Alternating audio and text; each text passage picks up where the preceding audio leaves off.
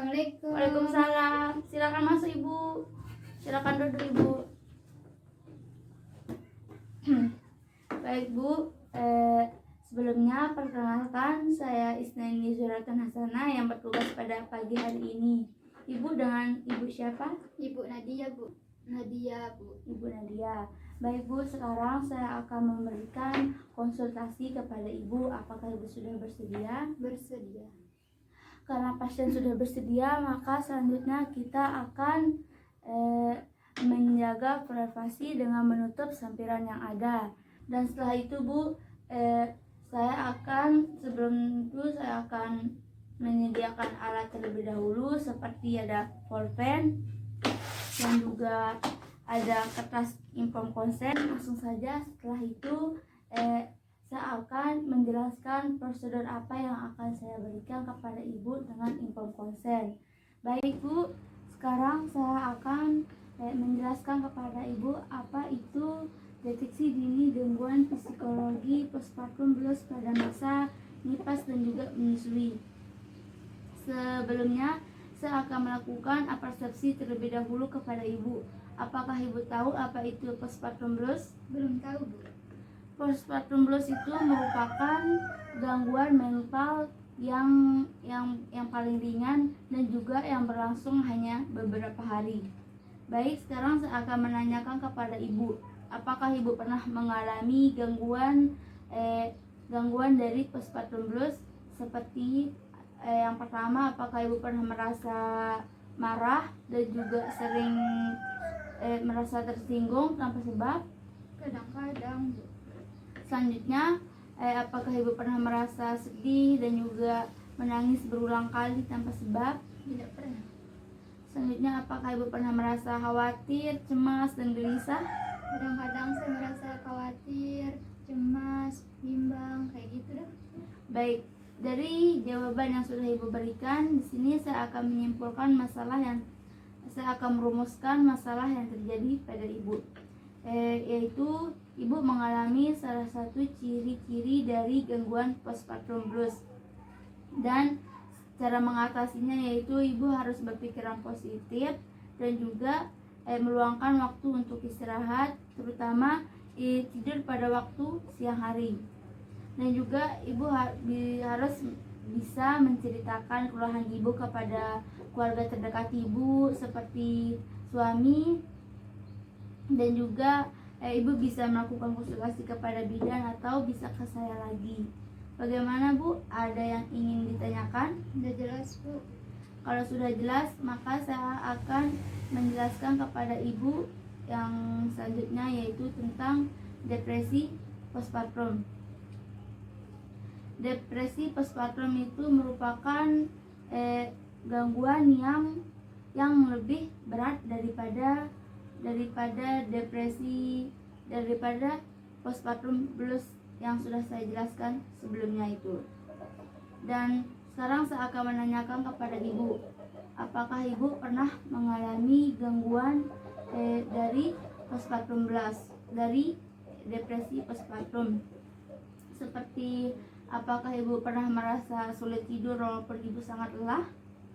Pernah.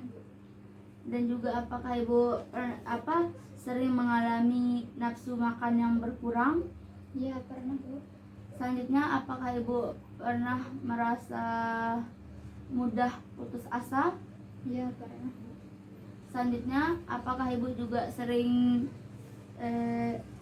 merasa tidak mampu untuk menjadi seorang ibu? Iya, pernah, Bu. Apakah Ibu juga merasa tidak tertarik untuk melakukan hubungan seksual bersama suami Ibu? Kadang-kadang. Dan juga apakah Ibu juga merasa mempunyai pikiran bahwa bayi Ibu itu lebih baik tanpa dirinya Ibu? Ya, Bu. Dan selanjutnya, apakah Ibu juga pernah tidak merasa senang dengan kehadiran bayinya Ibu atau tidak memiliki bonding attachment, rasa kasih sayang? Kadang-kadang, Bu. Baik, dari jawaban yang sudah Ibu berikan tadi itu, Ibu juga mengalami salah satu gangguan ciri-ciri dari depresi postpartum. Dan saya akan memberitahu kepada ibu cara mengatasi dari depresi postpartum yang ibu alami. Pertama, ibu harus penuhi kebutuhan nutrisi ibu, mengkonsumsi multivitamin dan juga suplemen omega 3, dan menjauhi dari minuman alkohol atau minuman yang keras-keras ya Bu.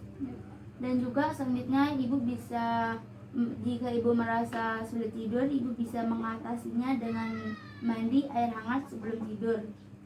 Dan juga pada malam hari ibu bisa memberikan ASI peras pada bayi ibu supaya ibu juga bisa menikmati istirahat dengan tenang. Dan selanjutnya ibu bisa melakukan hal yang membuat ibu merasa happy, merasa bahagia, seperti ibu bisa jalan-jalan bersama suami ibu, ibu bisa mendengarkan musik, ibu bisa kalau ibu suka bernyanyi, ibu bisa bernyanyi, dan juga ibu bisa cerita kepada teman-temannya ibu yang pernah mengalami gangguan depresi postpartum. Bagaimana Bu? Ada yang ingin ditanyakan? Udah jelas Bu. Baik, dan sekarang saya akan menjelaskan kepada ibu tentang psikosis postpartum. Apakah ibu tahu apa itu psikosis postpartum? Belum tahu Bu. Psikosis postpartum itu Bu, merupakan gangguan yang lebih parah daripada depresi postpartum. Dan juga psikosis postpartum ini jarang dimulai selama masa postpartum. Dan sekarang saya akan menanyakan kepada ibu, apakah ibu pernah mengalami gangguan-gangguan dari psikosis postpartum, seperti apakah ibu pernah merasa apakah ibu pernah mendengar atau sering melihat hal-hal yang tidak benar-benar ada di sekitar ibu? Tidak pernah Bu. Selanjutnya, apakah ibu pernah berhalusinasi dan bingung, muncul pikiran yang ingin melukai dirinya ibu atau melukai diri bayinya ibu? Tidak pernah. Maksud saya Bu, apakah ibu itu pernah sering merasa ingin melukai dirinya ibu dan juga bayinya ibu? Oh iya pernah Bu. Baik, dari jawaban yang sudah ibu berikan, di sini ibu mengalami gangguan dari psikosis postpartum. Dan juga cara mengatasinya yaitu ibu harus ibu bisa melakukan konsultasi atau memeriksakan diri ke fasilitas kesehatan untuk mendapatkan pelayanan yang lebih lanjut lagi. Bagaimana Bu? Ada yang ingin ditanyakan? Udah jelas Bu. Mungkin hanya itu yang dapat saya sampaikan Bu. Mari kita mengucapkan lafaz alhamdulillah. Alhamdulillah. Mungkin hanya itu nih Bu. Sekian. Assalamualaikum.